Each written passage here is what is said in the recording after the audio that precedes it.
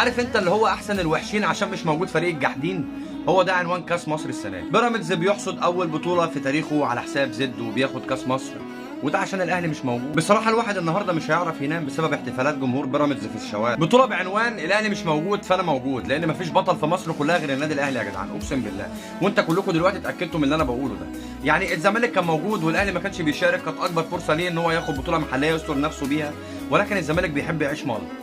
هو بفريق على الله حكايته خالص، هو مش باصص على انه ياخد بطوله او مش باصص على نجاحه، هو كل اللي باصص له ان هو يفشل نجاحات النادي الاهلي، فعشان كده بيتاخد على وشه رايح جاي. هتقول لي انك زعلان ان بيراميدز خدت بطوله، ايوه طبعا زعلان، ما كنتش عايز بيراميدز تاخد البطوله ولا الزمالك، كنت اتمنى زد لانها وصلت للنهائي، ولكن بيراميدز خدت البطوله طبعا كلنا عارفين زي ما انا قلت عشان الاهلي مش فيها والاهلي فيها. والله العظيم بيراميدز ده ما كان هيشم ريحه الكاس ولا هيشم ريحه اي بطوله، ولكن هو بياخد بطوله عشان الاشبال هم اللي معاه في البطوله. الاسد مش موجود، طول ما الاسد مش موجود